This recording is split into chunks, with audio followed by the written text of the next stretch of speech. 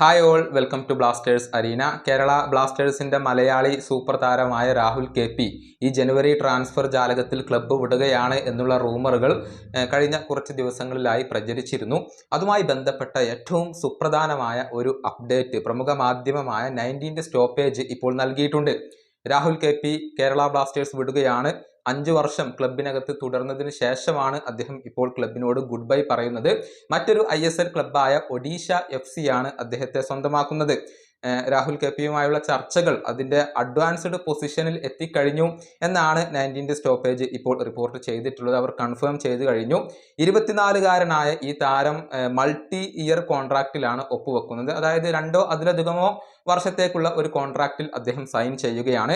Transfer fee ഇവിടെ involved ആവുന്നുണ്ട്. കേരള ബ്ലാസ്റ്റേഴ്സിന് ഒരു തുക ലഭിക്കും എന്നുള്ളതാണ്. ഇത്രയും വിവരങ്ങളാണ് ഇപ്പോൾ 19 സ്റ്റോപ്പേജ് റിപ്പോർട്ട് ചെയ്തിട്ടുള്ളത്. അവർ അക്കാര്യം കൺഫേം ചെയ്തിട്ടുണ്ട് എന്നുള്ളതാണ്.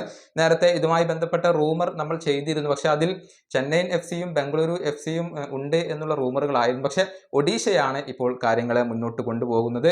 കേരള ബ്ലാസ്റ്റേഴ്സിന് വേണ്ടി സമീപകാലത്ത് മോശം പ്രകടനം നടത്തിയതിനെ തുടർന്ന് ഒരുപാട് വിമർശനങ്ങൾ ഏൽക്കേണ്ടി വന്ന താരമാണ് രാഹുൽ KP. അതുകൊണ്ടാണ് അദ്ദേഹം ക്ലബ്ബ് വിടാൻ തീരുമാനിച്ചിട്ടുള്ളത്. ഒരു പെർമനന്റ് ഡീലിലാണ് അദ്ദേഹം ക്ലബ്ബ് വിടുന്നത്. ലോൺ അടിസ്ഥാനത്തിലാവില്ല എന്നാണ് അറിയാൻ സാധിക്കുന്നത്. കേരള ബ്ലാസ്റ്റേഴ്സിന് വേണ്ടി ആകെ 89 മത്സരങ്ങൾ ഈ താരം കളിച്ചിട്ടുണ്ട്. 9 ഗോളുകളും 5 അസിസ്റ്റുകളും നേടിയിട്ടുണ്ട്. നേരത്തെ ഇന്ത്യൻ ആരോസിന് വേണ്ടി ഇദ്ദേഹം കളിച്ചിരുന്നു. 40 മത്സരങ്ങൾ കളിച്ച താരം 6 ഗോളുകളും 3 അസിസ്റ്റുകളുമാണ് ഇന്ത്യൻ ആരോസിന് വേണ്ടി നേടിയിരുന്നത്.